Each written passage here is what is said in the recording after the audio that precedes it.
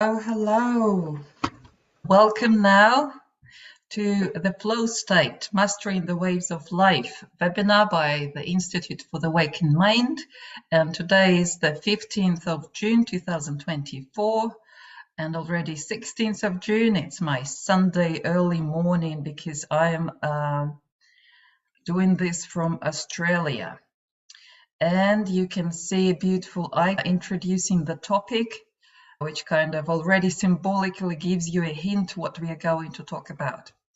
Before we go, just in case if there will be any first-comers to our webinars, my name is Oxana Bondarchuk. I am a certified Awakened Mind practitioner and trainer.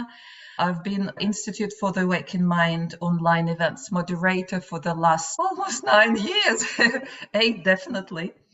And I have a graduate diploma in psychology as teacher of psychology, also diploma in transpersonal psychology and background in the corporate world in marketing and finance and business training. And obviously this was official introduction. If I was asked to introduce myself unofficially, I would say I'm the one. On essential level, I'm the researcher of the orders of creation. Absolutely passionate about this, about reading the subtle realms, learning the language, and learning how to read the maps and navigate the maps of the subtle realms. So that would be my introduction in short for today. So always I will do a disclaimer saying that this presentation is based on my current understanding and may not reflect the original teachings or teachings of other practitioners of the mind mirror. Please feel free to research and test presented ideas and of course select what applies to you. And I have this beautiful illustration that my perspective, however big the subject and the truth can be, I can only cover that many aspects at a time, just from the angle where I sit. Of course, we are trying to do our best to level ourselves to the highest possible perspective, but I selected the things that were resonating with me. And obviously, please excuse me, I always talk a lot and I talk fast. I have busy gamma mind. To make the best experience of this program, I'll suggest we all practice, you practice active listening. But not just listening to the words, because it's reading the menu in the restaurant that wouldn't be very satisfying. So I invite you to tune in behind the words because they're actually more powerful than we think. And if you really allow yourself to receive what the words mean, to receive this message behind words, so today it may be very useful because just by listening to me, actively, you invoke your senses, activate your senses, you start sensualizing, and that way you will bring yourself closer to the flow and what comes with it or how it is experienced. So I invite you to taste the words, recognize and savor the flavors behind them. For more effect, if you're a non-native English speaker, you may try to repeat or reinterpret whatever I'm saying in English in your native language. That will make more resonance. And also just do not devalue any part of the presentation. Slow down and simply enjoy every single bit of it. Don't worry about either missing out, not quite understanding something, or trying to remember it all. Believe me, whatever is important for you will resonate and stick to you, to just let it sink. So we start with the basics. What is flow state? Definition, characteristics, conditions, triggers, and some neurophysiology or neuroscience of it. And first of all, why did I choose this subject? Yeah, it's a hot topic for today, and I thought it's a logical continuation of mastering attention. It is about how we optimize our attention, right? And when I was talking about attention, if you were present at the previous webinar, it was about receiving, channeling, and investing. And also flow is directly related to common requests for the mind mirror work. Peak performance, when you want to be super efficient, or more than that, of course, and we'll discuss it today. Creative flow, you want to be more creative, or spirituality. It may sound like I feel I need to understand and connect more with the deeper levels of myself and the universe. So since what we are doing with the mind mirror is about optimizing the brain function, it implies optimizing the flow, not just in your brain. Brain just registers what's happening in your energy field. So we are talking really about optimizing the flow, general flow in our energy field. And also we have to remember that optimal states and optimized flow would mean healthier and happier life. It started, the flow concept itself was introduced by a positive psychologist, and I mentioned his name later. But first of all, I want to read a few citations by him. And again, just savor them. Just think and try to fully embrace the perspective of the author. Success, like happiness, cannot be pursued. It must ensue. As the unintended side effect of one's personal dedication to a cause greater than oneself. If we agree that the bottom line of life is happiness, not success, then it makes perfect sense to say that it is the journey that counts, not reaching the destination. Most of us become so rigidly fixed in the ruts carved out by genetic programming and social conditioning that we ignore the options of choosing any other course of action. Living exclusively by genetic and social instructions is fine as long as everything goes well. But the moment biological or social goals are frustrated, which in the long run is inevitable, a person must formulate new goals and create a new flow activity for himself, or else he will always waste his energies in inner turmoil. Control of consciousness determines the quality of life. Pain and pleasure occur in consciousness and exist only there. A person can make himself happy or miserable regardless of what's actually happening outside, just by changing the contents of consciousness.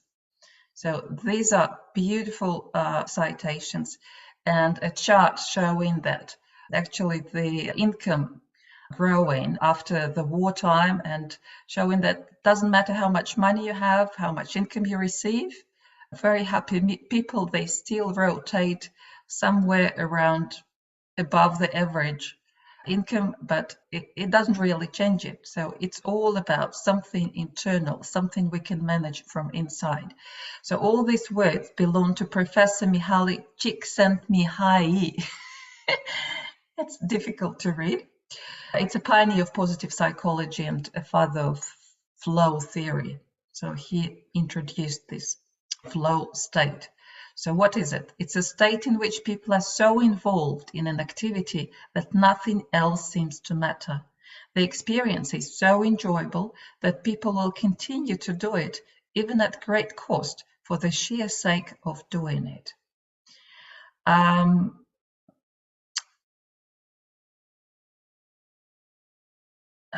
An interesting note, when he did his research, the word flow came from the study volunteers.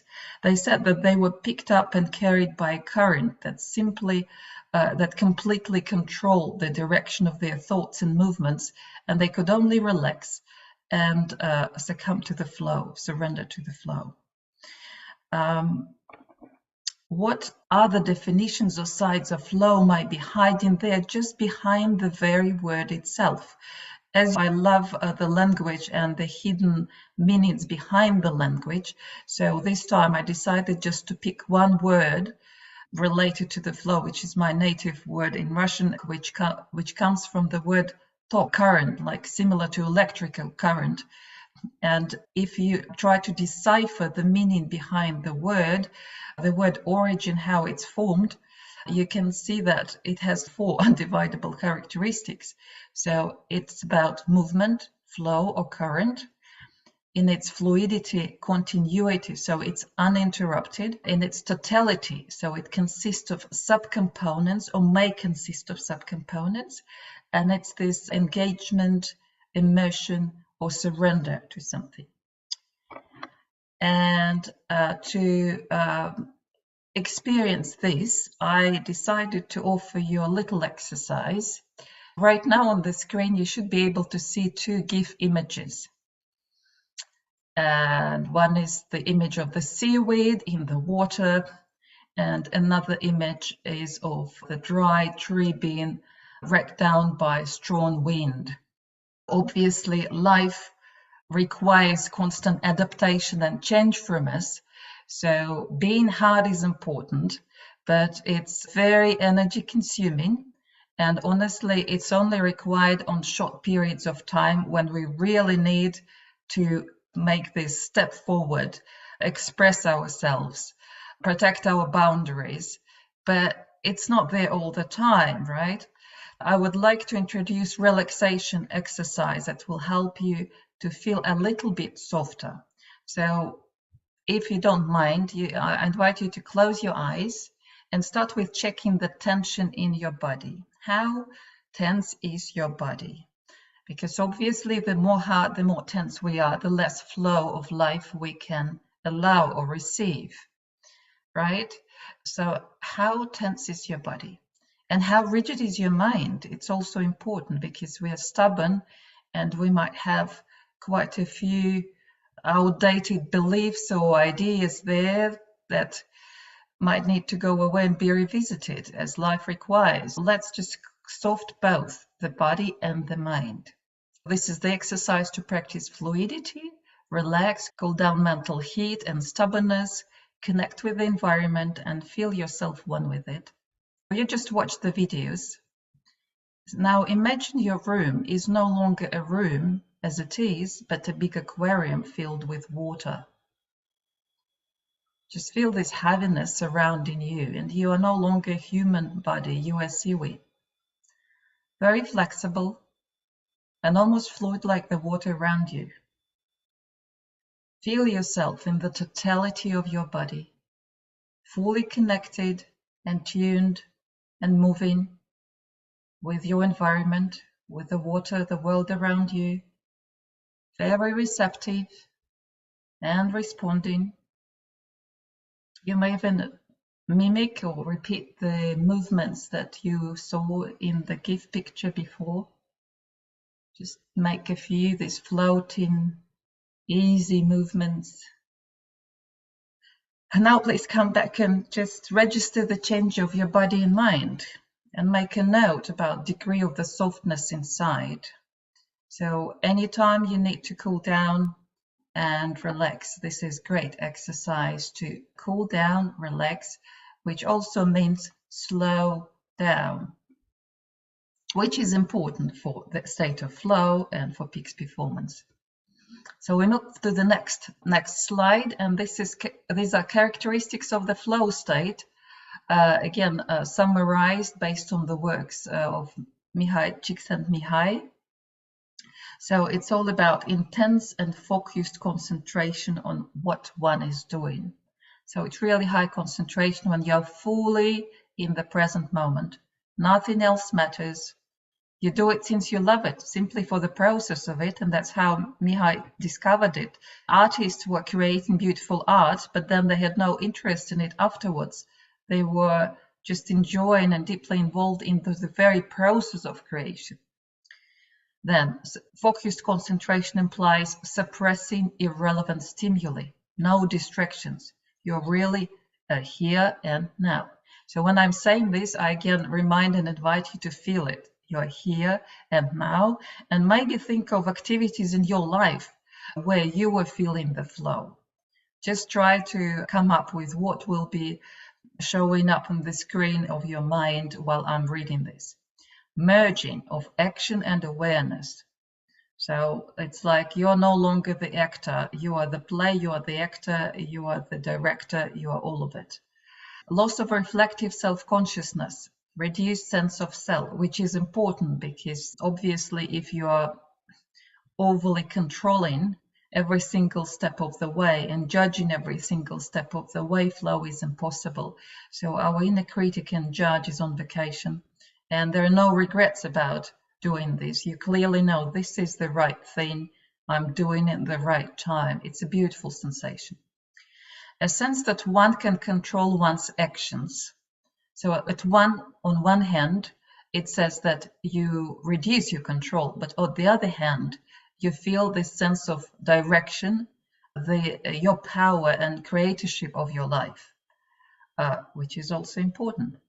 Condense perception of time, go into timelessness, or all the time is mine. I prefer the second one. I'm not going out of time. I become the time owner. I'm not worried about time anymore. I merge and sync with it. Experience of the activity as intrinsically rewarding. A reward comes not from external stimuli. You're not doing it for money, for appraisal, for thank you, for likes. You are doing it for the very process of the activity because you're simply enjoying it. You are not even caring about the results. But obviously, if the process is colored and structured properly, the result is going to be quite good as well. And another little exercise. I showed the picture here. You don't have to close your eyes here now. Just imagine yourself at tropical paradise beach. You're just relaxing, idling with a cocktail, just the sun and the sea and the beautiful sand under your feet. Would it be the flow state? On the first hand, we'll say, yeah, probably, especially if you had lots of hard time at work and you burned out and now you need to recover, and doing this right now really makes sense to you. But in the long run, if you run it through the test of time, imagine if you were doing it for 365 days a year, or if this is not enough, you're resting 2 years, 3 years, every single day of your life. It definitely wouldn't pass the test of time, and the sense of satisfaction and meaning wouldn't be there. I can't really say how concentrated you can be drinking a cocktail, depending whether it's alcohol or not. In some ways, I can say that alcohol and the drugs, they help you to relax, and they may mimic the flow state. But in some ways, this is more like a crutch, an artificial way of getting somewhere which you were made to achieve naturally. Focus, concentration, big question. Action awareness could be control of one's actions. You are not really active, you are more passive.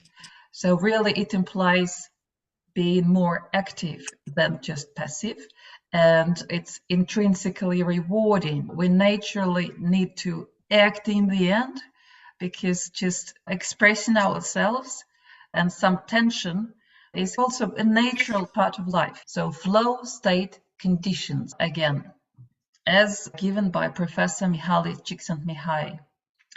Perceived challenges or opportunities for action neither overmatch or underutilized existing skill. The best moments in our lives are not the passive, receptive, relaxing times. The best moments usually occur if a person's body or mind is stretched to its limits in a voluntary effort to accomplish something difficult and worthwhile. If you do anything well, it becomes enjoyable. To keep enjoying something, you need to increase its complexity. What I want to mention here, that in the modern world, there are lots of kind of reductionism going on, where even the citations or conditions about flow or peak performance, they're taken out of the context and made placed into a narrower context. So by my presentation, I want to emphasize that the author of the flow himself was talking about basically self-actualizing as well, like other authors of peak performance. So he was talking about, as I said, acting at the limit of your ability. When we do not act, we're actually bored, right? When we act and we put a standard too high, we may become frustrated or experience a range of negative emotions, like being anxious or trying to control and all of it. So flow would sit somewhere in the upper corner, where really we have face the tasks or challenges that we are able to achieve.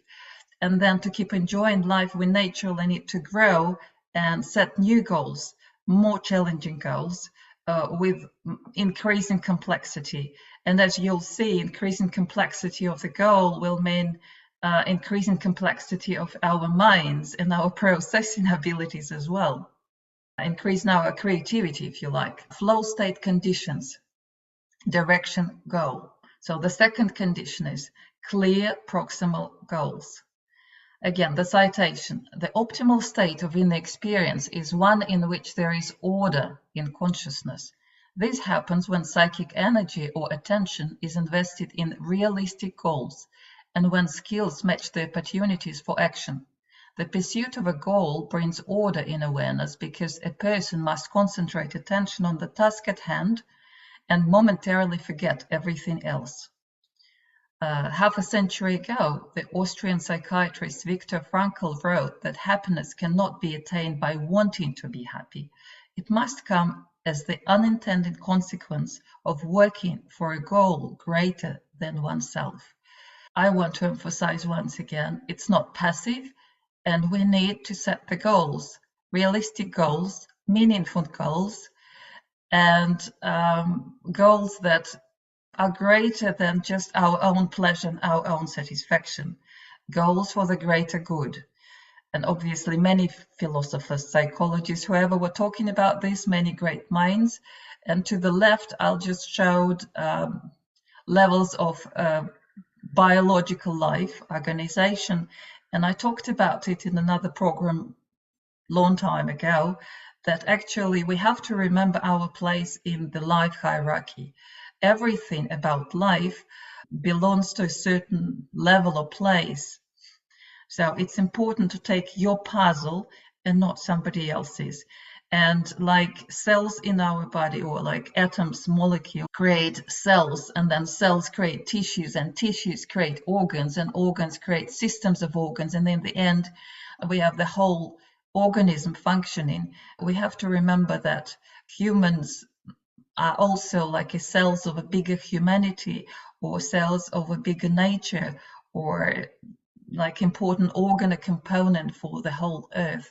And if we are, imagine the cells in your body start acting against you, which would be a typical case of a cancer. At some stage, it's the program of self-annihilation. You'll be dead, right? So it will kill yourself. And I want to draw attention to this fact, that it implies to connect with something greater and higher than yourself through your goals in your activity. The third condition, direction, immediate feedback. I have to correct the title here. Immediate feedback about the progress that is being made. Again, citation. Most enjoyable activities are not natural. They demand an effort that initially one is reluctant to make. But once the interaction starts to provide feedback to the person's skills, it usually begins to be intrinsically rewarding. So we have this nature to excel, and we have this nature, how to say, the nature is rewarding us for growth, for evolution, for becoming more complex, for becoming more organized, because as I just mentioned on the previous slide, being in the flow implies we are going into more optimal state, so we bring more order or create more order. The purpose of the flow is to keep on flowing, not looking for a peak or utopia, but staying in the flow. It is not a moving up, but a continuous flowing. You move up to keep the flow going. There is no possible reason for climbing except for climbing itself. It is a self-communication. So that was his citation. And on the left, you may see this scary chart and wonder why on earth I placed it here. So I borrowed the chart from the work about living systems and in general, the goal setting. And if you look at physiology of living systems, you can look at it as the rules or orders of life, how life in nature is self-organizing. And you will see that what happens is that living system sets the goal, and goal is not something abstract or direction for actions and energy to flow. It's the result with certain parameters. So it's there in the end. And how nature works, the result is not taken out of the blue. It's based on the feedback from environment. And for life, obviously, the main goal would be to survive and evolve, right?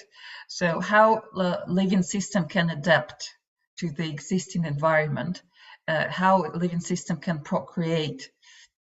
And there will be continuous after the goal, after the parameters for the result are set, the living system will continuously cross-check along the way if these parameters need to be adapted and revised based on what's going on around. So feedback is extremely important, and just the word itself, it's feeding back. It's an incentive in itself just to exercise yourself or exercise life through yourself and feel encouraged for living better and living healthier and living happier. Isn't it a beautiful idea? So here is the summary of these conditions or antecedents, precedents. These are antecedents of the flow state. Perceived challenges, opportunities for action that match existing skills, clear proximal goals, immediate feedback about the progress that's being made. A little bit of neuroscience of the flow. There is tons of information. There are tons of information available, of course.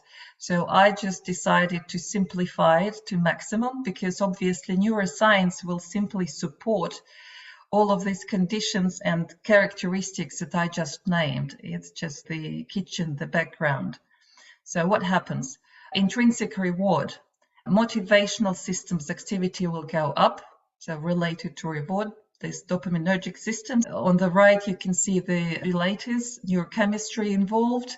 Dopamine, I'm sure everyone knows, this pleasure feel-good chemical, which can be quite addictive, involved in movement, memory, and attention. Then anandamide, which is bliss molecule. It's naturally produced inside the body opiate, involved in pain modulation, mood regulation, anti-anxiety, antidepressant properties, neurogenesis. Isn't it beautiful? So we progress, we enjoy ourselves, and at the same time, it's addictive. Then norepinephrine, noradrenaline, stress hormone involved as well. You need to be concentrated, but not too much. And serotonin, mood stabilizer, emotion, natural pain blockers again. So you have natural mechanism in charge that help you to be stable, naturally high, and even block your pain. So what else is happening? Task engagement networks will go up because, yes, we need to be focused, but not excessively controlling the situation.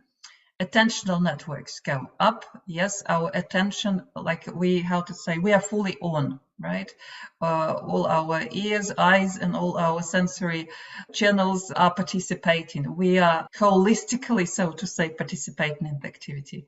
And then self-monitoring network, which is mostly related to prefrontal cortex. This is our judge, critic, and mind chatter is going offline or significantly reducing its activity. Okay, that was part related to the flow, and I want to move to the next part because often what is called flow or related to the flow may be also called peak performance. So let's see what's in common, maybe pick the differences, and of course look at awakened mind or high performance mind, the work we do with the mind mirror and role of alpha brainwaves. So definitions and principles of peak performance, the following. Peak performance, reaching the highest levels of performance and achieving exceptional results in sports, psychology, business, and or personal development. In simple words, you can say at your best, in the zone, or you can also say this is when, here is a little formula, that performance would be you are realizing your potential to its maximum with minimum interference. So let's see what's related, what principles are involved. Motivation and intrinsic rewards, same story. So you're simply driven by genuine passion for the activity. Goal setting. Second, clear, challenging goals that provide direction, motivation, and a sense of purpose. Purpose is important. We don't want to drift with no direction. We still want somehow to apply ourselves. And obviously, spirit landed on earth and wants to manifest, create, express, and exert some influence and see the results of this influence. Challenge and skill balance. Challenges are matched to skill levels, avoiding extremes, causing boredom or anxiety or frustration, same story. Feedback and adaptation, continuous feedback to make necessary judgments and improvements, same story. Preparation and practice, so this goes more into the realm of training sportsmen, where your performance should be predictable. Deliberate, consistent, focused practice and preparation are critical to refine and develop skills.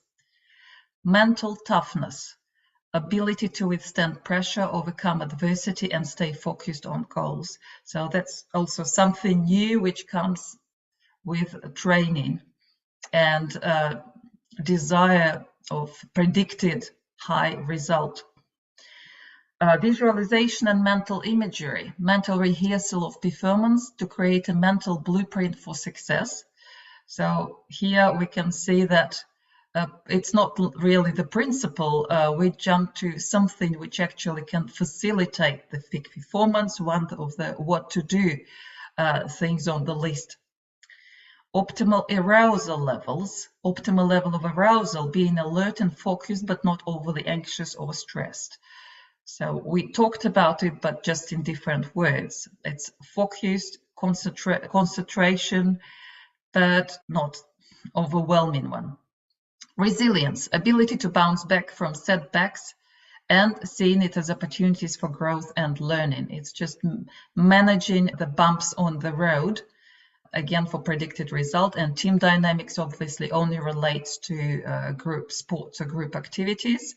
And for that, we need effective communication, trust, and teamwork, where everyone can exchange clear, honest feedback. And that's also basically comes from how life operates, through continuous, honest feedback, allowing systems to adapt. Okay, so peak performance, and where did that come from? Or mostly it's mentioned in relation to another psychologist, Abraham Maslow. So he is best known for his hierarchy of needs, where self-actualization stands on the very top, overriding more basic survival and recognition needs. So he studied human motivation, self-actualization, and was talking about peak experiences. So he describes it as the emotional reaction in the peak experience has a special flavor of wonder, of awe, of reverence, of humility and surrender before the experience, as before something great. So this would be something different, because obviously it's this moments of, again, connection with the highest purpose of yourself, with the highest version of yourself, with actualization and the wholeness of yourself. So I'll read through the list of conditions required and invite you again not to see it as a dry list, as a menu in the restaurant. Try to feel the word, maybe draw an image in your mind, and also think of an activity where you might have experienced it. Integratedness. A person in peak experience feels more unified and whole. That is, they feel less fragmented and dissociated. Oneness. The appreciator of the music becomes the music. The astronomer merges with the stars out there. So even though we feel more ourselves in a peak state, we simultaneously transcend ourselves, going beyond our selfhood to an egoless state. Experience of peak power. Yes, obviously, feel the power of yours by applying your skills. Non-forcing, effortless and ease, being versus doing. And you might be acquainted with this concept. Some may call it non-pushing, not doing. I'm not doing, I'm being. I'm sure you know that joke. And then it goes to middle way in Buddhism, and way of Tao, or in Taoism, in these ancient traditions. So it can't be forced, let's put it this way, so it's non-violent. Then self-determination. Yes, there should be this passion that would allow you to stay on your goal without deferring or going back. No presence of inhibition, fear, doubt, or worry. So in other words, you remember the formula, interference is out. So inner critic and judge, who usually it's our beta brainwaves for those who know, but we'll arrive to brainwaves later, is out. It's out of job. It's on vacation. And we feel fully confident. So beautiful feeling. Spontaneity versus mental rigidness. Creativity. Timelessness. Individuality, no masks. So that's where you express your true self and not just the personality or self that you think you have to present to the society to be liked and accepted and approved. Merging of I and other. Unmotivated by needs, so you're driven by higher goal than just survival only. Artistic expression, or sometimes it's called poetic expression. Completeness, or in Jungian terms, it would be wholeness. It's something that we all are craving and looking for. It's also playfulness and surprise happenings. I briefly summarize because we can get stuck here for a long while. So a little bit on self-actualizing individuals. He found that such individuals have peak performance experiences with far greater frequency. He defines self-actualization as the need to become what one has the potential to be. The need for growth leads us to an ongoing actualization of our capacities and talents, the fulfillment of our mission or calling, self-knowledge and a full acceptance of nature, an unceasing trend toward integration. So the more we invest in our own natural development, the more chances we have to have a peak experience. So I'll be repeating myself probably a few times along this presentation by saying that knowing your nature is very important, non-violating your nature is very important, and then aligning your natural callings and abilities and skills, talents with the big picture, integrating it into a bigger context within the whole life hierarchy is the path towards peak experience or the flow experience. And once again, we see it's not just about efficiency, it's not about pleasure, it's not about easy doing, right? Moving through life with ease. It's much more than that. It has this hidden idea about natural self-stimulating mechanism for growth and evolution. And here we come to our favorite Anna Weiss, the pioneer of the mind mirror work, a student of Max Cade, who invented the mind mirror. So she was a humanistic psychologist who expanded research beyond spirituality healing and was measuring brainwaves of artists, composers, dancers, inventors, mathematicians, scientists, businessmen. Spent more than 6,000 hours watching people's brainwaves to understand how they relate to individual states of consciousness. Due to her research right now, we have a map of consciousness that will be introduced shortly, and EEG monitored meditation training to teach people how to navigate their mind to access desired states. So in her book, The High Performance Mind, she wrote, it's very interesting what self-actualized people are like, or high-performing people are like. So, awakened people are self-actualized high achievers who are often at the top of their professions. These excited, enthusiastic, and successful people enjoy a high experience of life that is filled with peak moments of bliss. No matter what their spiritual orientation, they know how to quiet the mind, go within, and master their brainwaves for creativity, insight, healing, and a joyful, fulfilling life. Awakened people, pay attention, at the same time are compassionate, empathic, and helpful, warm, kind, peaceful, and balanced. They are receptive, insightful, and do not criticize, judge, or blame others. Nor does the awakened person attempt to control the thoughts or actions of other people. A person with an awakened mind is naturally devoted to love and service arising from a deep, heartfelt devotion to humanity and God, or divine consciousness. A really beautiful picture drawn with words. Sounds like ideal human. I guess that's where we all want to be.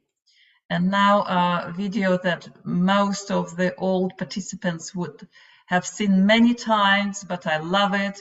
So just have a moment of reconnection with Anna Weiss and her voice. The high performance mind is when you are at your most creative, your most awakened, your most productive, and your most aware. Your mind is sharper, quicker, clearer, more effective, and you're really on. I hope you enjoyed that little bit. So here we arrived to finally the brainwaves. We talk about the flow, and flow to me, it's probably energy flow, right, as well, the flow of life. And it can be split or measured. And as I mentioned before, flow implies its totality, but it may be comprised of subcomponents, so to say, or subcurrents, substreams. And brain would be the device, inbuilt natural device that registers what's happening in our energy, in our field, with our flow, and brain waves would represent it in this or that way. So here, just to give you an idea, these are the waves. The waves could be of different frequencies. And the truth is that we don't come as a ready package into this world, right? We come and we go and jump through the levels like in the computer game. That's why I put this second chart next to the waves descriptions. So we come and as babies, we spend lots of time sleeping because the primary goal would be to grow and finish the development of the physical body. We're developing and growing really fast, and it requires lots of energy resources. We don't have big brain then yet because it consumes lots of energy. So we need just to finish building the basics of the body and the brain. So it's this repair mode, deep sleep mode, delta, it's very slow. And then that would be dominant up to 2 years. That's now you understand what's in common in between our deep sleep and the baby's dominant brain waves. And then we go level up, we speed up a little bit more and into theta, and that's the brainwave of a REM sleep or deep meditation. And it's in between 2 to 6 years, and it's very, how to say, correct. So we are very, very open to external programming. We are white sheet, and we absorb everything as given, as is, as truth. We don't have any judgment then yet. We are just pure sons and loves, and imagine the kids of 2 to 6 years. They are like that, unless they start copying their parents. Then just my point is that we speed up gradually, and it comes as like levels being unlocked with access to high frequencies that we are able to access and generate. So alpha would show up in between 6 and 12 years. And then after these days, it could be earlier. And alpha is the brainwave we'll be talking a lot about today, because it's the borderline between what you know, what's unconscious, and your conscious mind. So it's the beginning of consciousness, right? And then we develop level up to beta. So when we got full grasp of our body, our emotions, alpha develops our, how to say, sensory system and the brain to next level to allow critical abstract thinking, good logic, proper behavior control, etc. All this controlling unit and planning and goal achieving unit of beta, which starts 12 plus these days, maybe earlier 10 plus. That's the go, just to show you it doesn't come in one, and these are levels that unfold according to their schedule in their own time.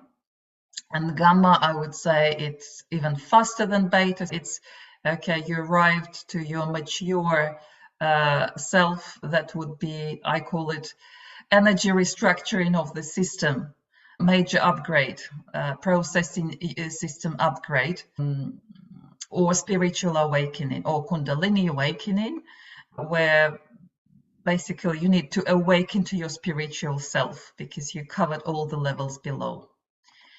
Anyway, this is the map of consciousness introduced by Anna Weiss, and these are the brainwaves as we see them with the mind mirror dancing on the screen. So delta would represent the slowest, it's in the very bottom, that's the vertical scale, shows basically the speed. Frequency is the speed. In simple words, I guess it's easier for you to understand this way, the pitch or the speed, and the volume would be shown horizontally. So the loudest brainwave will dominate in the orchestra and basically play the leading role in this brainwave orchestra of our mind. So delta, unconscious mind, here is quite moderate. It would be dominant in deep sleep, a restorative sleep, in healing, as I said. Theta, subconscious mind, you can see a little bit more than delta at times. That's our memory, repository of stuff, good stuff, bad stuff, wisdom, creativity. And I should probably say, after working with mediums, we always look at this map, as I used to look at it, at least as individual map of consciousness, until I realized, after studying also systemic family constellations, that spirit realm embraces more than our individual subconscious mind, and the program's default settings, all our values sitting there in theta, are not just truly just individual, but largely inherited from the family system and from our ancestors. Equally, like we inherit our genes, and nobody's questioning that we are comprised of DNA of our mum and dad, somehow we never think that on subtle levels we equally inherit all the programs, all the, not all, but basically it comes from somewhere, and we do have heritage and this ground, the starting point, the default settings in us for this lifetime, including transgenerational traumas, including maybe these skills and natural talents granted to us, maybe because some of our far or close relatives really worked hard on this in their lifetime, and that's why we are good cooks or beautiful piano players. Sorry for this little note, side note. Theta, subconscious mind, and that's where we connect with our own, these hidden default settings, programs, blocks, attitudes, values, and can connect with the family stuff as well, and connect with deceased family members or spirits, as shown by mediums. So level up, we see in green, the dominant one in this is alpha bridge. So bridge is really important. Alpha stands not just for the bridge, I'll talk more. It's the body, it's our senses, and it's really the beginning of consciousness that links subtle realms of spiritual realms or frequencies of theta, delta with our conscious mind, externalized beta mind, and it's like tip of the iceberg. That's the one that we use to live on Earth. That's how I, after all these years, can put it in very simple, maybe generalized words, but it's right, roughly right. So it's all about verbalizing, conceptual thinking, orientation, and navigation through this material reality, goal setting, control of our behavior, all of it, decision making. It's all about beta conscious mind. But look, it's still just a tip of the iceberg. And as I showed previously and explained previously, beta is very energy consuming, as prefrontal cortex is most energy consuming. So we can't be online all the time. We need to switch off and sleep and recharge, because otherwise we'll go completely mad. Beta runs on slower frequencies, and that's why we rest. So let's remember that beta, it's just the very tip and the top and the very youngest in terms of how these brainwaves evolved in the hierarchy. Okay, as I said, the dominant brainwave will determine the state. So here, the top, the fastest beta brainwaves are playing the main role. This is the ordinary pattern. At our normal ordinary state, waking state, beta waves dominant in both hemispheres. At the same time, if we take meditators and spiritual teachers, in meditation, these fast beta brainwaves would go away. So if they're too much of beta, we are talking about monkey mind, inner critic, anxiety, and maybe even panic.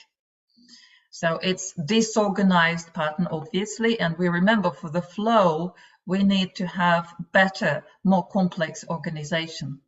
So in this pattern, you can see no mid-range alpha or theta, delta, radar-like empathy or psychic awareness present in most people. So bottom of the pattern, our subtle realm is off. We are disconnected from it. We are totally knocked in our beta mind, locked there, box.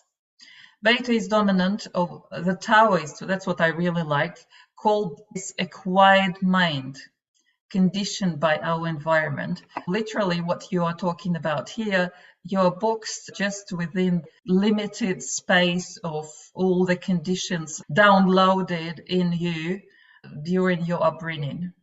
And it's just the memories of what happened. And it's really a sad picture because we can only relate to what we already know, what we once experienced. And instead of connecting with the world, not just mentally, which is very superficially, we basically are locked on our bodies, sensations. On deeper levels, we are locked away. We are not interacting or relating to reality in the fullness of it. So look at this one, meditation pattern. We rarely talk about it, but meditation commonly is associated with silent meditation, where you go beyond thoughts. And you see really flat beta reduced to its bare minimum, and obviously lots of alpha and lots of theta and delta, which sit below the line of consciousness, below alpha. So this would be silence, but what we really would like to be having a closer look today at is awakened mind pattern. So that's where we bring back some beta, but not too much, just as an observer, just to register what's going on all the realms. Though we show these slower frequencies of alpha, theta, and delta especially, we do not fall asleep, right? We stay still awake. So I guess that's how the name explains itself, awakened mind. We have eyes open, we are conscious, and we are aware of what's going on deeper levels of ourselves. So as if you were a multi-story building, now you know you have more level than just one floor, and now you can go and explore all the floors of your own building. So this would be the pattern of flow, of high performance, sensory awareness, our high experiences and creativity that we were talking about so far. The first one to come up with the pattern was Max Cade. And the idea was that, as I mentioned, he brought back beta, some of the conscious mind back to meditation mind. And the formula would be, or the ratio, because again, there is an order, there is harmony or balance. And this ratio is beta should be 1, alpha should be double of it, and theta 1.6 of alpha. And clearly you can see that all of the frequencies are governed by this middle one. So alpha is the dominant, alpha is the head of the orchestra. And alpha allows this openness or the flow to happen so that there are no bottlenecks and the energy can flow freely and the communication becomes possible. So all brainwaves are involved, they all play their role, their function, and we can access any level of it. Okay, here are a few pictures. Some of you may have seen them, but again, metaphor, it's a good illustration. When we are boxed in our mind, running thoughts, same tracks each time, it looks like this. The doors are firmly closed, no perspective. And then as you open alpha, you suddenly find the whole world behind the doors. And it's beautiful, the whole world to explore. It's really freedom, right?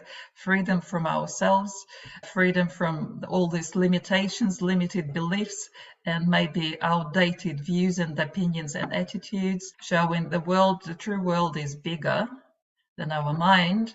Or another beautiful picture illustrating this freedom and kind of relaxation that comes as we open alpha. Comes relaxation through literally all the levels, your body, your mind, as a bird out of the cage.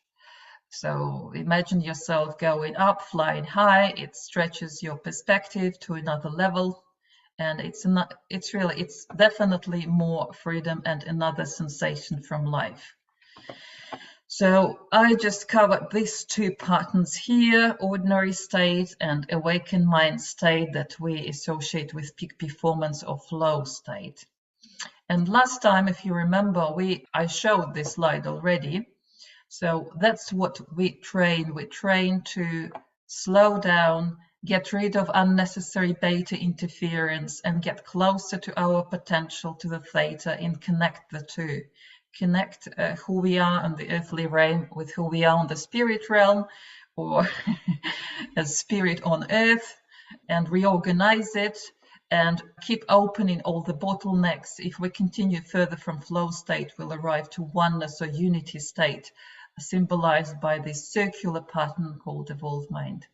What we were talking about last time when discussing attention, we were talking that attention can be measured, and looking from the negative side, attention deficit, we discovered that healthy attention would be a healthy ratio between beta and theta.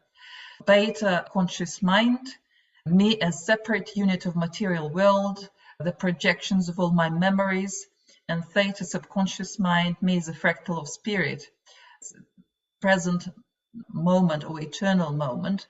And all of this is mediated by alpha, body bridge, literally sense maker. We are sensing with our 5 senses, sensory channels, and then we are making sense. So it becomes conscious and it becomes grounds for our actions, for our behavior.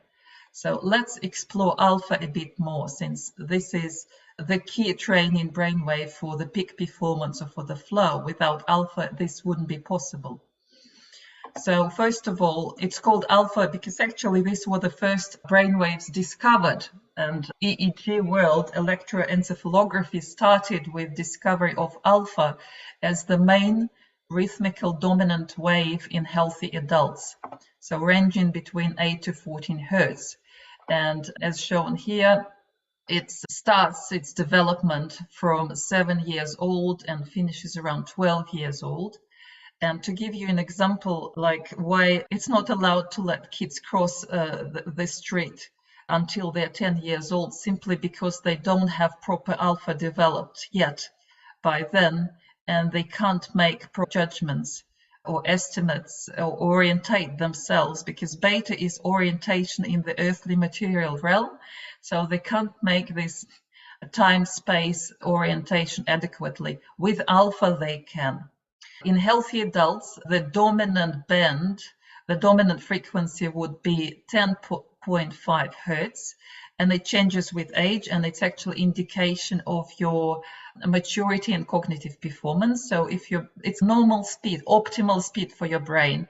And as we age, our speed of our brain slows down, it becomes more sluggish, but it can be trained.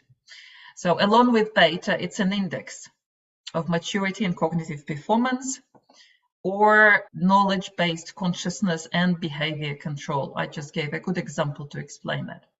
How does it contribute to peak performance? So it assures, when dominant, that we are in this relaxed, detached, calm focus. with no excessive thinking or anxiety or stress. So alpha and beta, they work hand in hand, and alpha regulates how much energy, you can say here below, you'll see switch pacer lever regulating the flow of our attention, how much energy goes internally into the subtle realms, theta, delta, or externally into beta. So this way we can zoom in and zoom out, and this flexibility is ensured by alpha.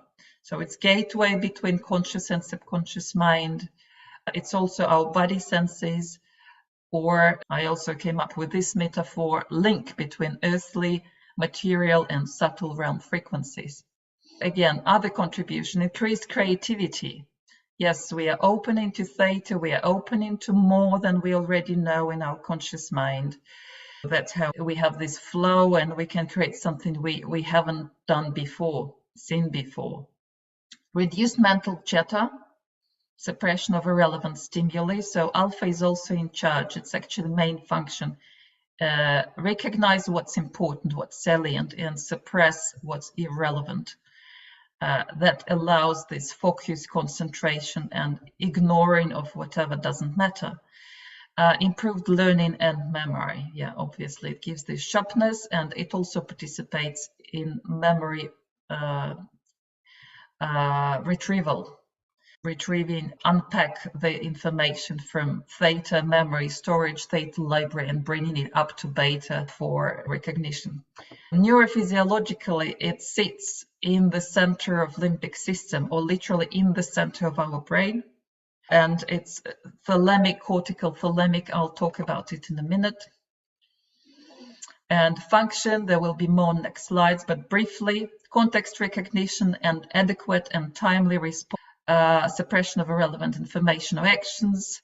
It's about attention, perception, memory retrieval, time, space orientation, arousal. So all of it covered already. And let's see in more detail. So it's like timer or pacer for the brain. And it's related to this aha experiences, creative flow, whole body activities. Talking about indicators of alpha, we are not using this, but I borrowed this slide from my other program, where basically we can compare what is being looked in clinical neurofeedback world and see if by any chance this comes up in a session with the mind mirror. We can make a few assumptions or just look, have a closer look and explore. So for example, when we close our eyes, we assume that alpha amplitude will increase 50% eyes closed versus eyes open. This is absolutely normal reaction. So it means we close our eyes and our attention goes inwards. As I said, alpha is like a lever, inwards, outwards, internally, externally. And if it opens, we are fine. If it doesn't open, we may ask about traumatic stress, poor retention of information. So usually this would be a sign of stress when alpha disappears. So that's why here I put this picture again of the ordinary pattern crossed out, ordinary and saying trauma. You close your eyes and then suddenly I seen it only one. And yes, the feedback when I asked the question was, yeah, there was a big trauma, and obviously the person knew what was going on, though I didn't expect to see that.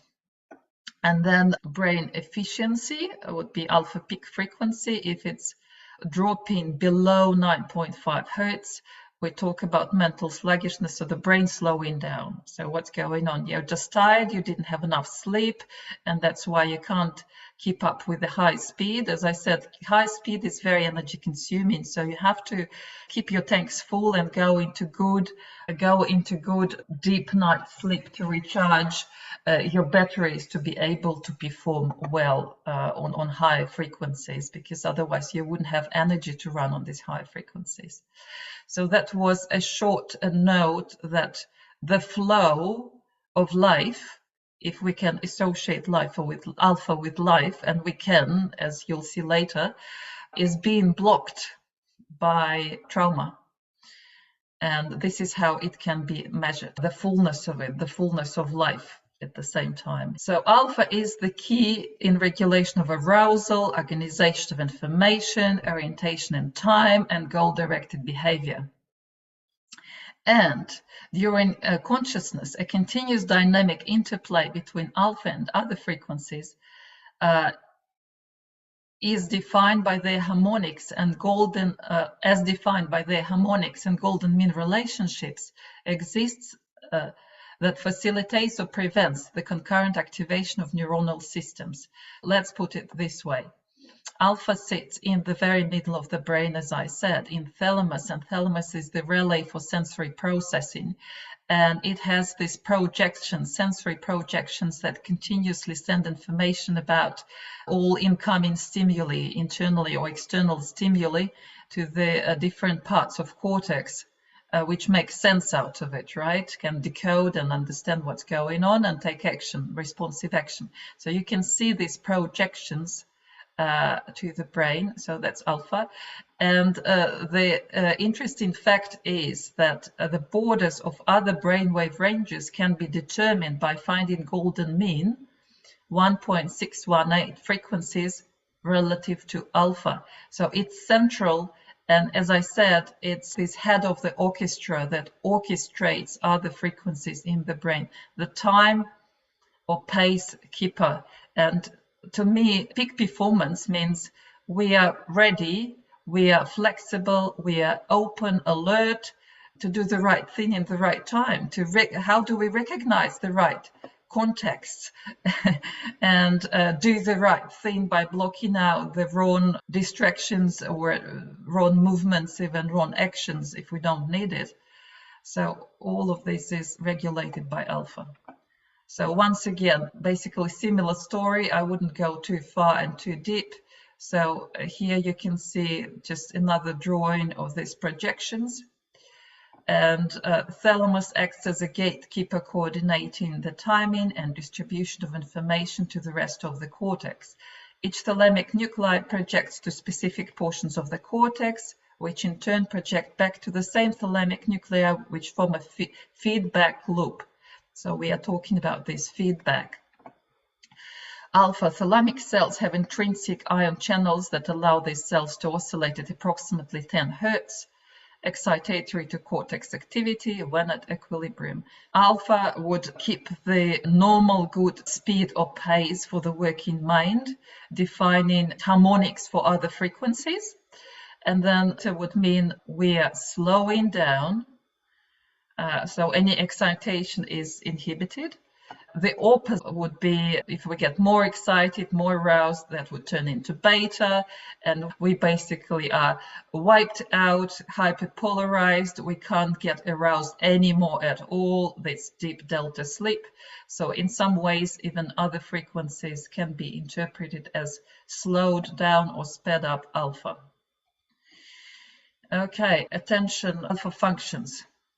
When we talk about attention, largely it is associated with inhibitory nature of alpha, like a spotlight, interface, or buffer with the external world. So these are all alpha functions. Perception filter, stimulus relevance, anticipatory and temporal attention. Then I mentioned already memory retrieving, orientation in time, space, arousal, performance. All these words mentioned, so I just keep flipping.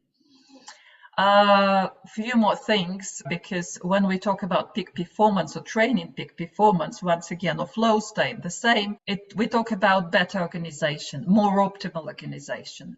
In terms of brainwaves, it's measured through coherence, and coherence is a tricky word, so I'll decipher it a little bit for you. It means waves get more organized, they stick together, in phase. It doesn't always mean that the peaks and valleys they match, but they can just be repetitive and locked together. And more phase stability for longer time means more information can be shared, which means basically efficient work of our brain. And synchrony would be exactly this specific case of coherence where peaks and valleys do synchronize and match. So thus alpha synchrony training for peak performance and mental fitness would be one of the main protocols if we talk about clinical world. So you'll ask me examples, how can I achieve this flow. How can I boost alpha? And I picked up a few slides from my meditation club meetings. Last year we had a session devoted to heart math techniques, and I decided to hook a person up and see if they are working. So look what we found. Awakened mind before the techniques was like that at 60% on level 6. So for those who don't know these levels, don't worry, just look at the number. It was that much, or look at the picture and see green bands of alpha. And then look after heart math, during heart math techniques applied, alpha grew 10% and more, so 75, 89. So it's truly impressive. And look how beautiful it is. It's clearly we are looking at this double alpha compared to beta, and maybe not enough theta here for true awakened mind, but for alpha is definitely there. So if you're not acquainted with heart math techniques, feel free to explore or get the session. So this is just another way of displaying the same brain waves in the form of wave instead of bands. And you can see the test before, there were just random peaks of alpha, and during heart math techniques, look how beautiful and steady green alpha wave is. So it's good illustration. On top of that, I just was speaking about coherence, or this better organization, synchronization. First of all, we are talking about like the whole brain, left and right hemisphere, but really it's the whole brain.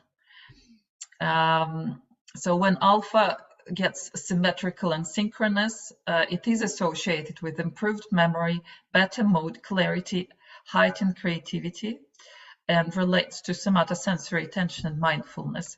So these are the charts that we use in the Mind Mirror to measure coherence.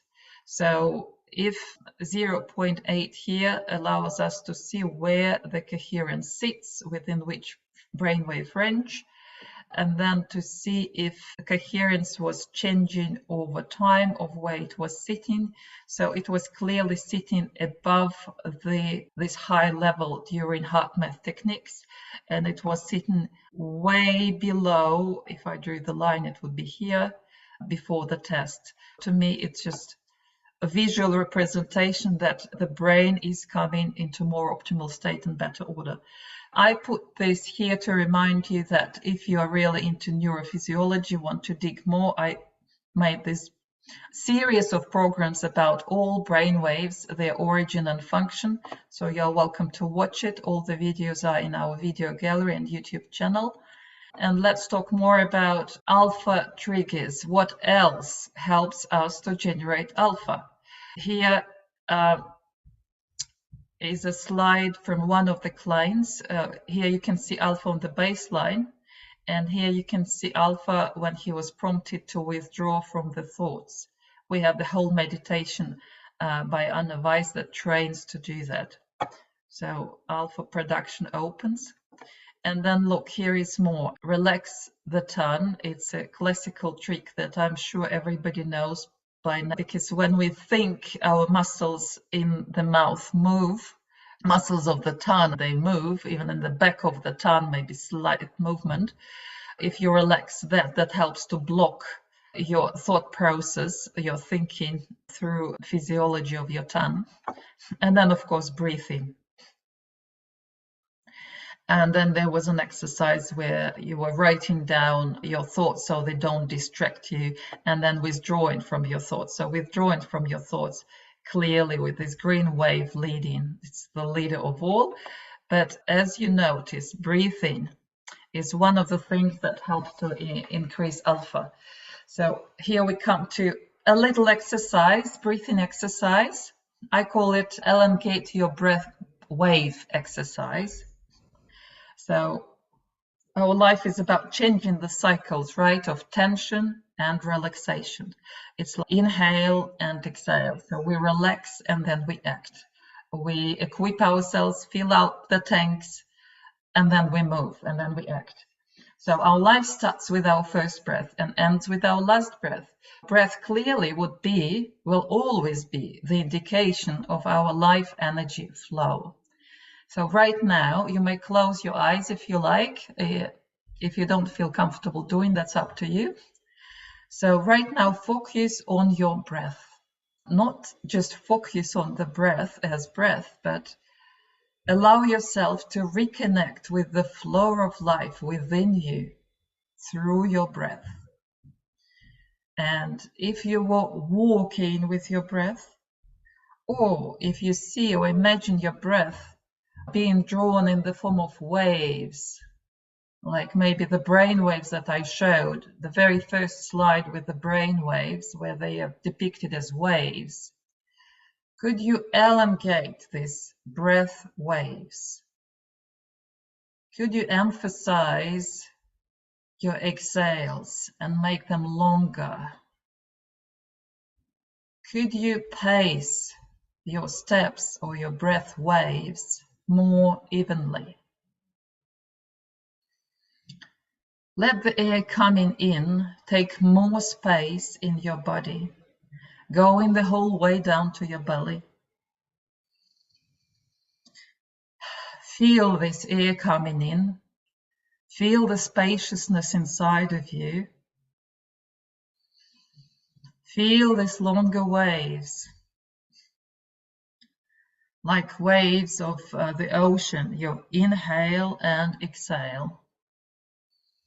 And remember that any time you feel stressed or boxed in your mind, you can elongate your breath waves. You can use it to breathe away any negative thought or pain. Use your breath. Breathe through the pain. Blow away the thoughts. And even in the toughest times, when you're in a hurry, when you don't have time to meditate, make one long exhale your shortest pocket meditation. And always exhale everything that doesn't serve you anymore, that you don't need anymore, thus helping you to get lighter and get rid of what you don't need and enter the flow. One long exhale, one breath. You can always allow yourself one breath, right? That was it for this little exercise, just to take away with you to reconnect with the flow of life. And let's explore more of alpha triggers. So I pulled another slide with the sensualization exercise that I did, and you can see that for this particular person, the highest alpha peaks were, so basically the dominant sensory channel would be smell. And by the way, you probably know why animals have the strongest smell, and smell had the shortest kind of circuit in our brain. It travels faster than other senses to our brain. So if it smells bad, don't do it, don't go. Even if it's indirectly smelling bad, it's your instinct telling you, inherited from the animals, that it's not something right. It's all about something bad. Then whole body experience, any holistic body experience. And then we often do animal meditation. So when you imagine yourself as an animal, animals live in a flow state basically all the time.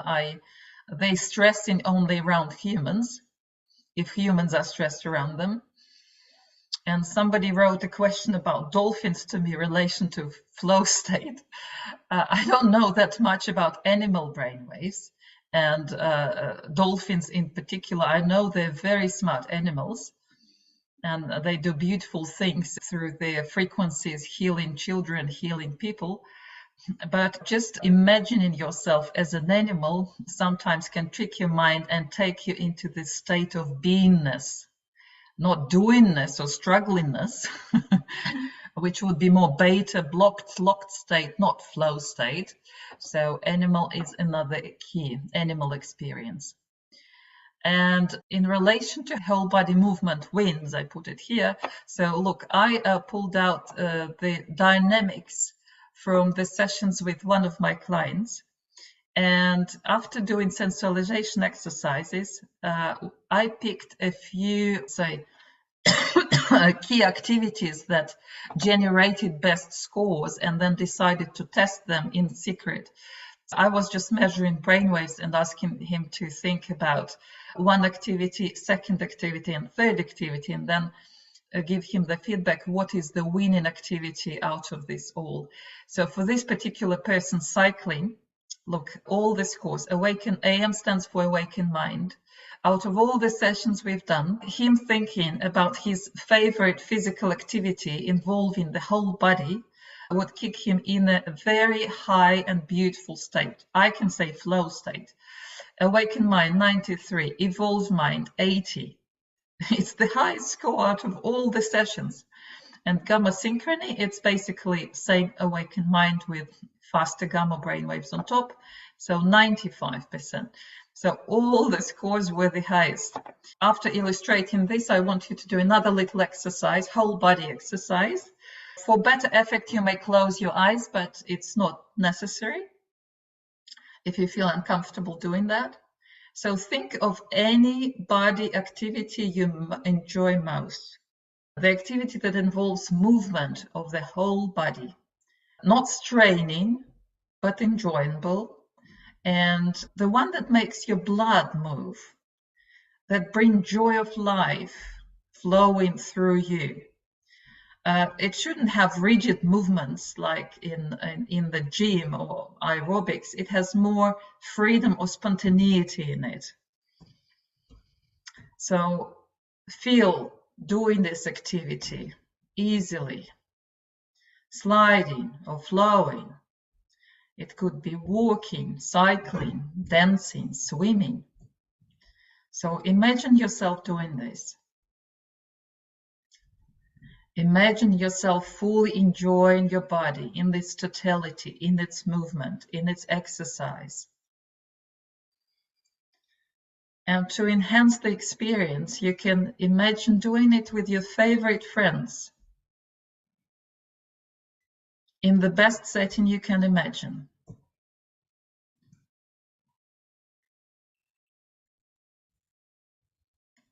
And now you may come back and remember that you can look at the picture, by the way.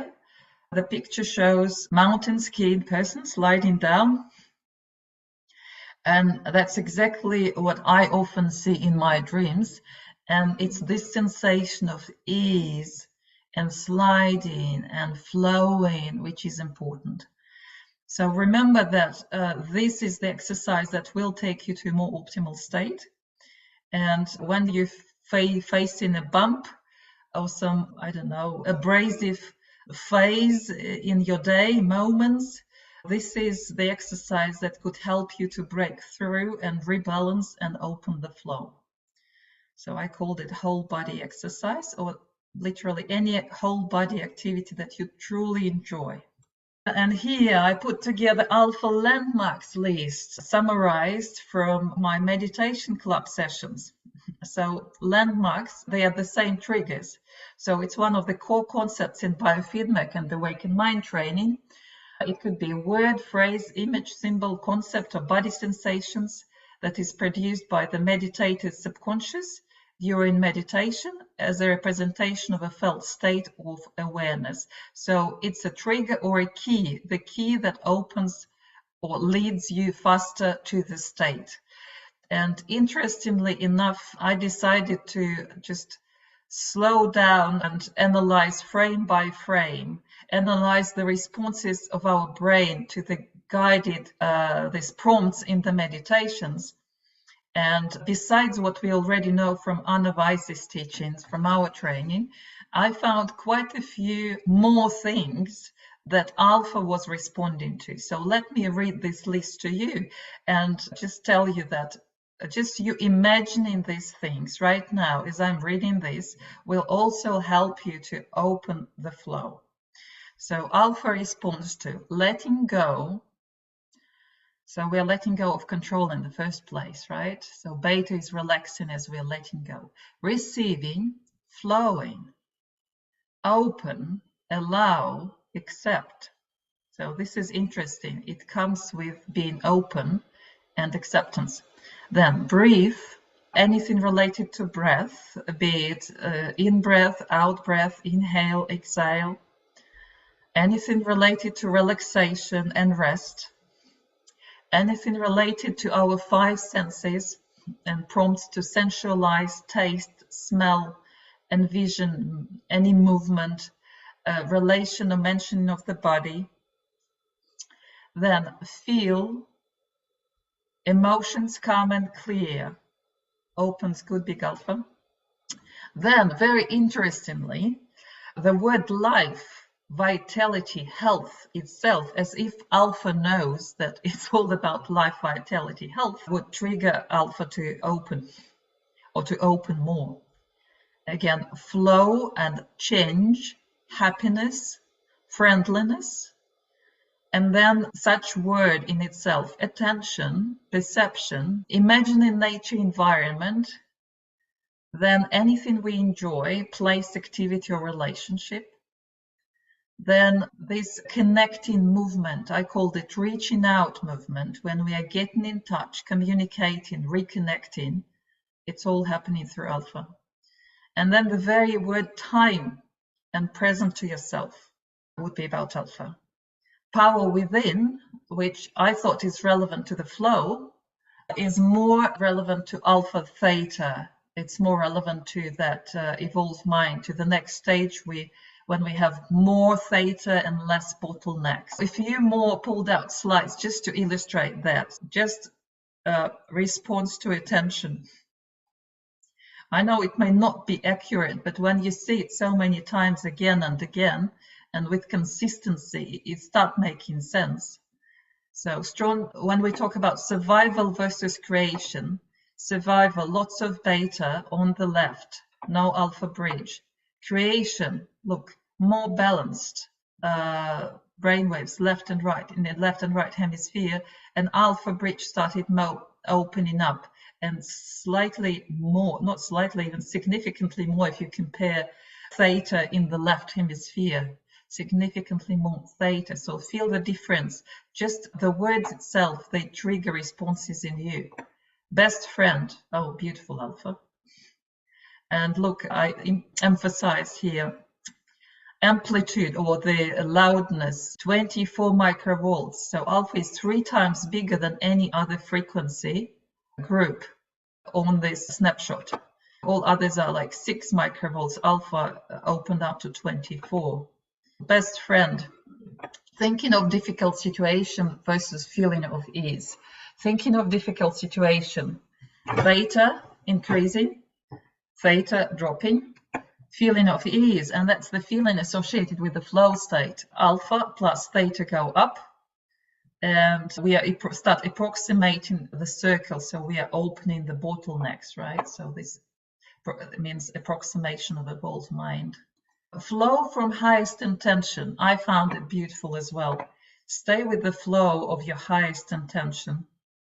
And obviously the brainwaves would be dancing. They're not static, it's a dance. And then they would be returning to this diamond shape, approximating circular shape of the oneness state or unity. So all of this, what you saw, they were taken from the slides used for illustration of the HeartMath Institute, were taken from Enter the Flow with Heart meditation session. And then we had EFT meditation, emotional freedom technique meditation by Dawson Church, which is also a good tool. And Gary probably could talk more about that, since he is working directly with EFT groups and measured many brainwaves of those. So that's one of the ways to open and train your flow states. And then you might be interested to watch Anavai's protocol. It's one of our webinars explaining like what's the logical order of brainwaves that we train and how we train. And then peak performance with the mind mirror. Obviously, you can read more about it. If you want to train, you can find a practitioner or a coach, do it individually in a group setting. You can self-train with the mind mirror. We have preset neurofeedback protocol like beta reduction, alpha synchrony. That would be the first on mind to be used. You can do it via protocols or by training, for example, meditation pattern, which means no beta if you have very busy mind and lots of mind chatter, and then train awakened mind itself. And we also have biofeedback meters, which measure your pulse rate. So similar to HeartMath Institute, we do our own measurements of heart rate variability and have a resonant frequency breathing pacer. So we can measure what's your best rate to optimize your heart function. And as I showed before, HeartMath techniques and connecting with the heart does open yourself to the flow. Then you can train with or without the mind mirror, or with the classical training meditation albums, or simply meditations for alpha production and awakened mind. And then I invite you to come to meditation club with the mind mirror, where we each time not just meditate and try a new meditation with beautiful music and guidance, where I also remind how brainwaves operate and show the reports and these beautiful slides, and we discover more connections of how our language and brain work, just to double check and confirm that if we go to clinical neurofeed, protocols for peak performance would be again alpha training, so where we enhance alpha and decrease theta and high beta activity. So it helps you to make decisions quicker and efficiently, remaining calm and focused, so exactly peak performance. And also we train sensory motor rhythm. We don't look at it with the mind mirror, but it's low beta brainwaves associated with alert, attentive state, coupled with calm and silent motor activities, while decreasing theta and high beta waves. So this is important for maybe sportsmen more, where their body has to be, how to say, alert, aroused enough, and ready for movement, but not tense, not like under pressure, right? Flexible and ready to start. So when it's motoric precision, balance, and ability to relax are important. So what helps to enter the flow? I put few things, but I wouldn't even stop on it now because I mentioned them. I want you to come up with your own list, and I'll share the presentation. I want to jump straight to the very last bit. A few very tasty slides, a dessert for today. It's integral energy perspective. It's my favorite one.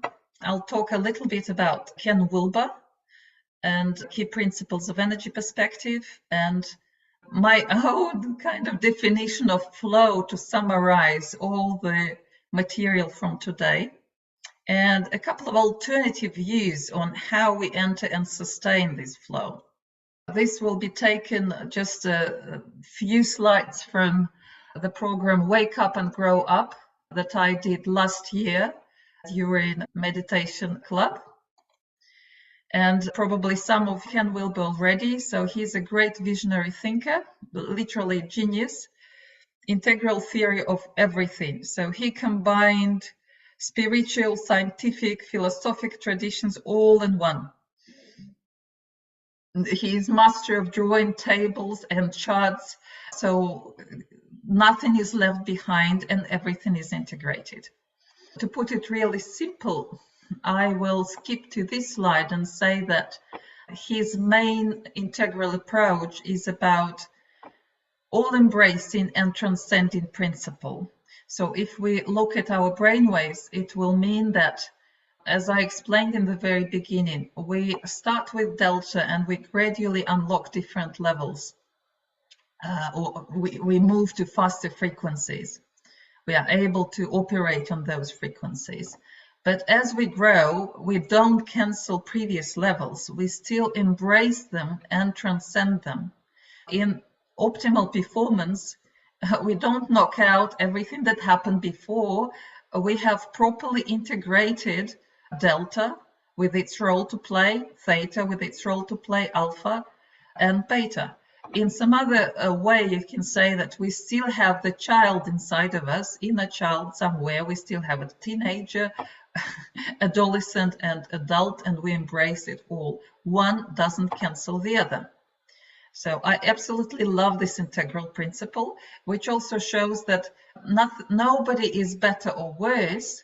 It's just a stage of development, right? And there are certain time periods when we will be testing and assimilating this or that frequency, this or that energy, but it will come in its own time, like how children learn to walk in their own time, or to talk in their own time, or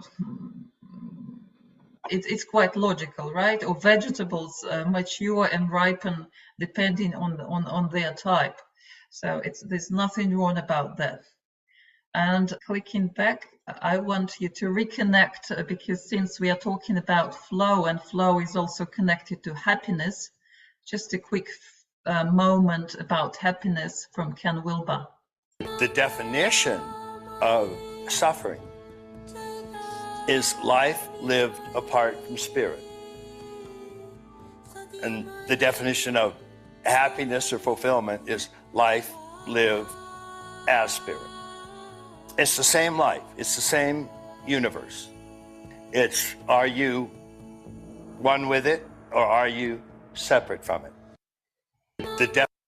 And this separatedness, he came up with his own 5 states. And I took the courage, so it's just my hypothesis, let's put it this way, of how what he's talking about can look if we apply it to known patterns of the mind mirror. Look, ordinary pattern looks like this. Ken Wilber is talking of the normal waking state as gross state, where we identify and focus on physical realm, possessions. So beta is dominant. And then he identifies Turiya, empty witnessing, or true self, extension of focus to timeless and eternal supreme identity, where big I is aware of the small I, where you are the seer, so it's closer to the awakened mind. And then the next stage after that would be, as I said, even more openness, less bottlenecks, more oneness. So he called it Turiya Tita, pure non-dual unity, or awakened wakefulness, no separation between the seer and the seen, one taste. I've done this. And the main thing that we have to remember, because we are talking about state so much, which I think is ignored and which was brought into attention by Ken Wilber, and I'm very thankful for that. It was brought in his integral meditation book, or integral mind work in general, where he emphasizes that as what we are looking at as these stages of consciousness, states of mind, obviously they are very old. These thousands of years of practice of connecting with the one, or with supreme identity as the final goal. We train the states, but states are important, but it's also important to look at not only waking up, but look at growing up, where we look at the structure stages of consciousness. So let's put it this way. You can show beautiful patterns, but you may still be stuck on the human level with social problems, relationship problems, or other stuff, simply because you get stuck on lower levels of your maturing, of your growing up, because at different stages we relate to the world in different ways.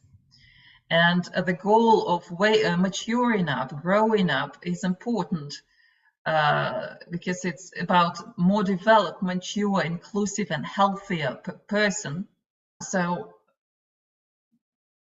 what happens in his world, in his integral meditation, is that he advises us to analyze and transcend those structures.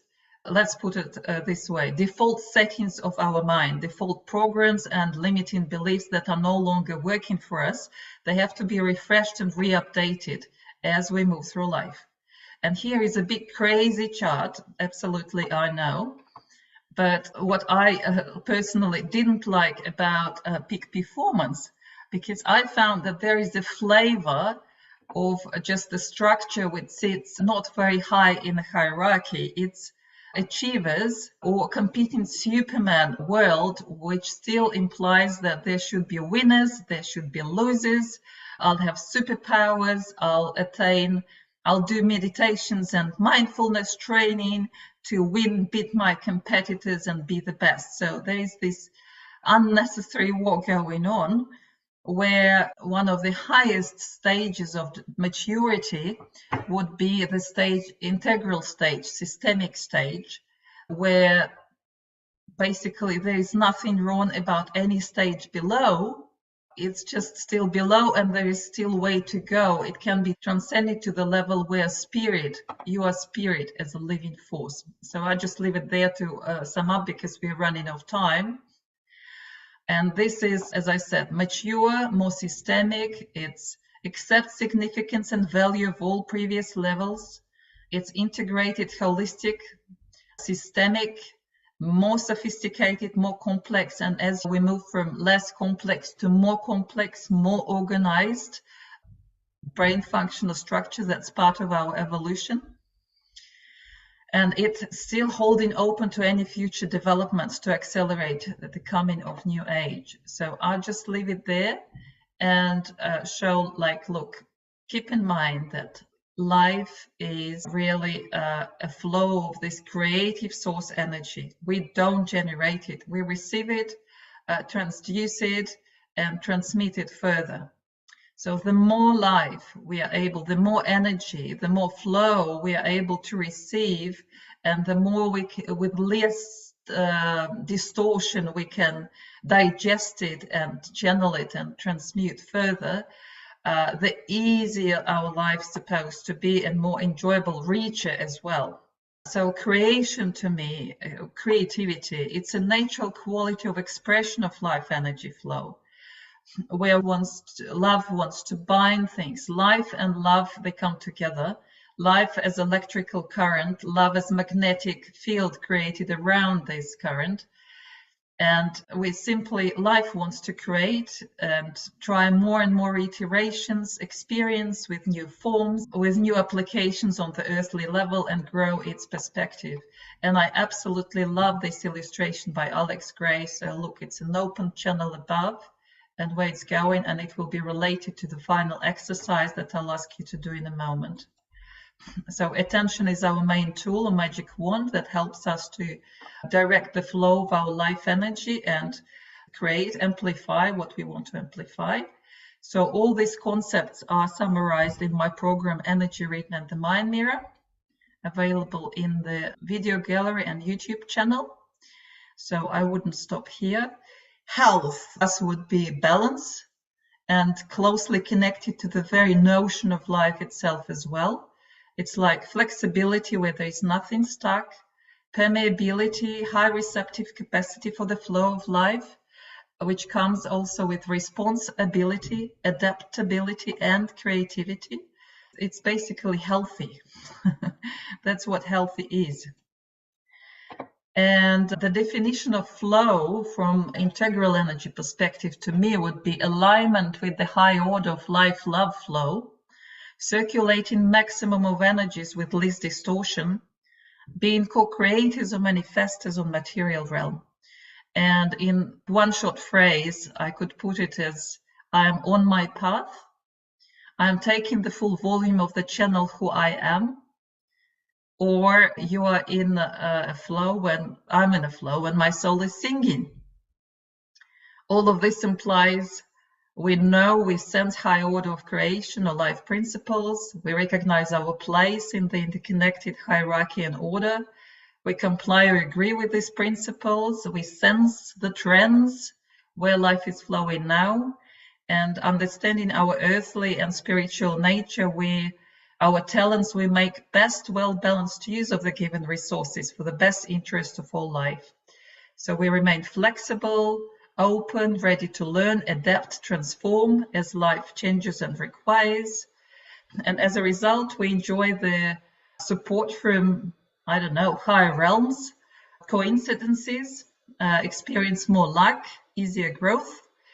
And it's not only about state, right, brainwaves, but also content, right? So it's all embracing integral vision, highest perspective, and our place in it where we know our direction, our purpose and meaning.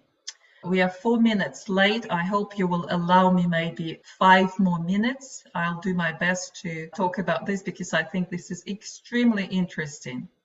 Alternative views. I showed you that trauma represents blockage or interruption of flow of life, thus making us shrink and reduce our ability to receive and transmit energy or adequately respond to stimuli and face life challenges. So this is exactly the statement borrowed from systemic family constellations on life and love flow, and how to make sure we are sustainable, how to make sure we are in the flow. There are a few steps there, or I would say there are different energies that we embrace, different levels that we unlock. So these are the levels. I really can call it the circle or the cycle of energy, circulation of the flow of energy in life. So first, we need to learn to relax. And these are first years of our lifetime. Recharge, we take energy or feed in, we connect with earthly energies, we get hold of our body, and then we need to build trust, rely, trust the world. We are open to receive the feed. It's our zero chakra open. And then wish, desire. So what happens next? We take in, and then we feel the spark, the spirit spark within us that drives us for creation, wish or desire. We not only allow this to enlighten or kindle us, kindle the fire within, this internal, internal energy device inside of us, let's put it this way. Then we need to learn to express the desire, take it outwards, ask for help, and it's symbolic to reaching out, hand movement. And then whatever comes back, we should allow ourselves to receive what's coming back in response to our desire. Appropriate, recognize ownership, attribute, and also recognize our power that we just exercised in doing this and achieving certain results. And then as we achieve these results, we can share, we can pass on our gains, energy, experience, wisdom further on. So this way you can clearly see it's really circulation of the life flow like that.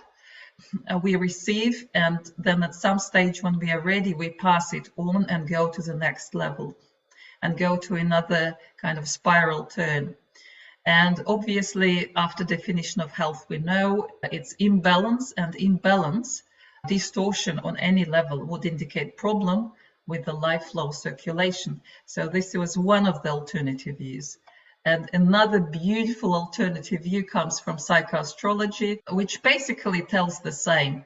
We come not as a ready product. First of all, for birth theory, we bring to this world something deeply unconscious, inherited from our family system, or maybe previous lifetimes. And we don't start from scratch. We open the book from the page where we stopped in the previous lifetime, if you believe in reincarnation and the soul. First birth, yes, we are physically born into this body, and first 3 years we learn, unpack the energies to relax, to trust, to adapt, to survive.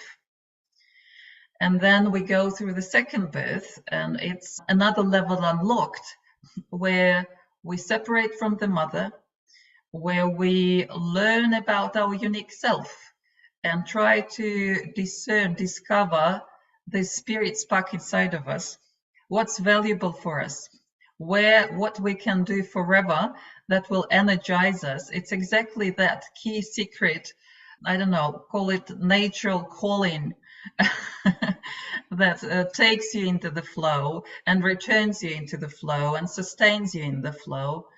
And confidence to, yes, this is who I am, this is what I want, and this is what I desire, even though my mother and maybe my family even is against it, I am still going to do it because this is who I am. And then the third birth goes to another level. It's about social adaptation, where we have to know that within the existing conditions, we need to limit ourselves and take on responsibility and discipline, and probably achieve some results in adaptation to the social world in some career or business. And then as we move on, somebody might call it mid-year crisis, 36, 38, you're being weaned out of earthly energies. Your vitality, your life pace will be slowing down. But then this is a new task, the new level of this life computer game for your soul that came into this world to start self-actualizing, actually fulfilling the life purpose or the life mission. And there will be new energy resources coming in that can be seen as something negative, or they can be seen as just greater powers available to you if you live in high conscious life and you know how to use them. You are ready to ride these powerful horses. It makes your life more interesting and keeps these new challenges, makes you running like new heights and new levels, more complex, more powerful. So the very, very last thing I want to say, the very last exercise, I called it Life Energy Flow Check Exercise. So key question to ask at any time: where to and where from is my energy flowing? You may think of any desire of yours or any project. Like, for example, me preparing this presentation today for this program, it was a good thing to ask, where is the seat of consciousness generating this? Is this energy coming from the enclosed space somewhere inside my body? Is it my mind? Is it my heart? Or maybe it's somewhere else in the body. So personally, when I feel small, I start searching where in my body, locating in my body, this locus of consciousness that's trying to act in the moment, and move it, open up to the spot above my head. So to me, it's like opening the channel. So when I shift my attention, when I shift my locus of consciousness above my head, as if I'm opening up to receive and to channel from something greater or bigger, that's when I know I'll be doing and delivering the right thing in the right time, in the right place. The final question: are you coming from your smallness or highness? When you feel something is wrong, you can realign it as I just described to you. So this is a beautiful question that can always help you sort out the truth for yourself, regain confidence, regain the flow, and also test others around you, how small or how high, how big they are. So that was it from me today. I'm sorry for taking more time. I'll stop sharing. And if you have any comments or anything that you'd like to ask me or share, this is the time you can do it. You did a brilliant presentation, and I was very impressed, as usual. I hope you don't mind if I steal some of your slides. I love them, and they have a lot of information, good information. They're particularly about the awakened mind. It is a good way of organizing and presenting it and explaining it that I hadn't seen before. Thank you. Okay, great. Thank you so much, Gary. This was very kind of you. You're welcome to join again. We'll have Meditation Club next Saturday. Join Gary's program on Awakened Mind Training. Goodbye until we meet again.